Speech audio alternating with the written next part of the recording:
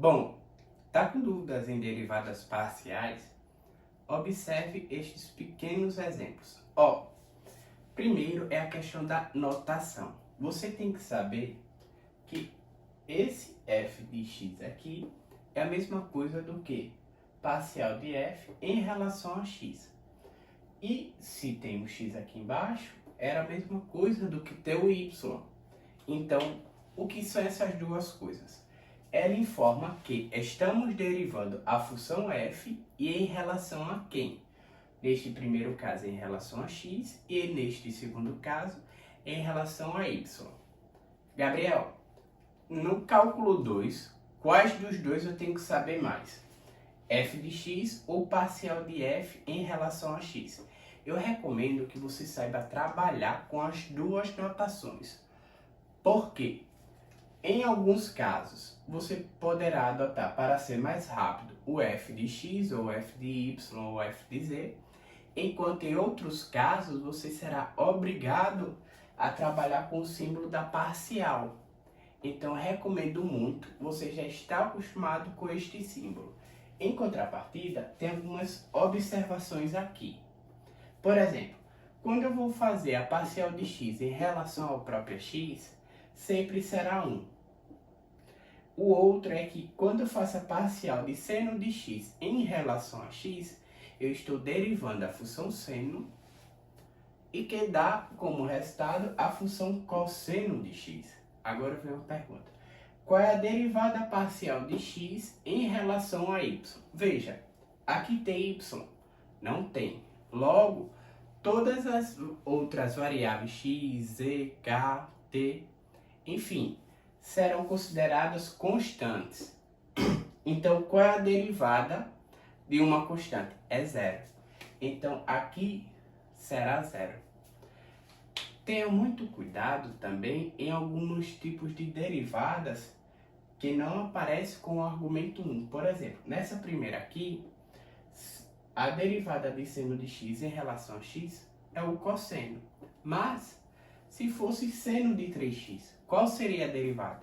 Não é cosseno de 3x. Então, lembre muito bem que esse U aqui é chamado de argumento. E qual é a derivada de uma função trigonométrica seno? É a derivada do argumento vezes a derivada do seno, que é o cosseno de U. Então, seria cosseno de U. Então, tenha muito cuidado com a questão do argumento, que é importante ter esse pequeno cuidado aqui. Então, vamos lá. Para dois tipos de derivadas. Primeiro é a derivada parcial dessa função. Se fosse a derivada parcial da função em relação a x, note que aqui é uma função produto de funções. Logo, você tem que fazer a regra do produto. Logo, é a derivada da primeira, que é a derivada de x ao cubo, vezes a segunda, mais a derivada da segunda, vezes a primeira. Sendo que eu estou derivando esta função em relação a quem? Em relação a x. Logo, a derivada de y é como se fosse a derivada da constante. Então, aqui é zero. E qual é a derivada de x elevado a 3? A derivada de x elevado a 3 é 3 de x elevado a 3 menos 1 vezes o y ao quadrado. E quanto é 3 menos 1? É justamente x ao quadrado. Então, essa é a derivada da função f em relação a x. Logo, a derivada da mesma função em relação a y tem a mesma ideia, a mesma característica. Então, é a derivada da primeira vezes a segunda mais a derivada da segunda vezes a primeira. Sendo que eu estou derivando em relação a quem? A y. Logo, toda derivada que eu fizer em relação a x é igual à derivada de uma constante, que neste caso é zero. Então essa daqui, ó, é zero. Por quê? Porque a derivada da função x vai ser zero. Logo, só será igual a 2y vezes x ao cubo. Aqui, nesta outra exemplo, você tem que ter um pouco de cuidado, porque agora é a função seno. E como nós vimos na função seno, tem a questão da derivada do argumento de u. E qual é a derivada do argumento de u? Ali. É isso que vamos ver agora. Então, ó, a derivada parcial da função f em relação a x será quem? A derivada do argumento, ou seja, é a derivada de xy mais 2 vezes a derivada do seno. Quem é a derivada do seno? É justamente o cosseno. Então será o cosseno do argumento, ou seja, cosseno de xy mais 2. Gabriel, terminamos a questão da derivada? Não. Por quê? Porque temos que derivar esta parte em função a quem? Em função a x.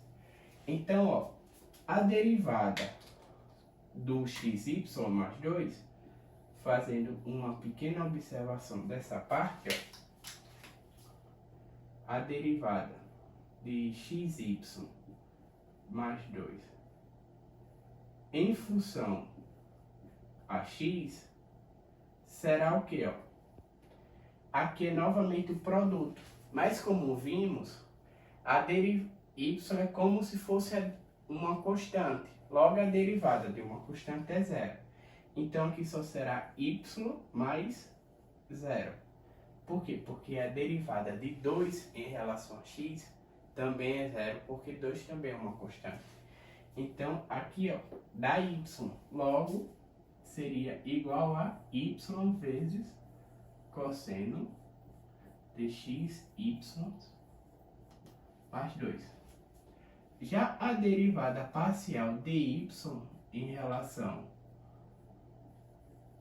da função f em relação a y seria a mesmo estilo de derivada, sendo que agora é em y. Então, observe que na parte do cosseno não houve nenhuma mudança. Por quê? Porque lá dentro do argumento também tem tanto o x quanto o y. Então, quando eu derivar o seno, sempre dará cosseno.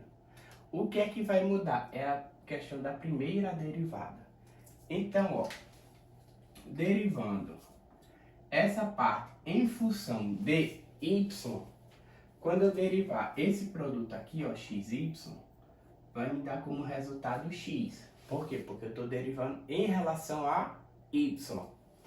E a derivada do 2 em relação a y é zero. Então ficaria x cosseno de xy mais 2. Então, pegue a ideia da derivada que nós aprendemos no cálculo 1 e começar a aplicar nas derivadas parciais, só tendo muito cuidado para saber em quem você está derivando, porque qualquer outra variável será tida como constante. Espero ter ajudado e até a próxima.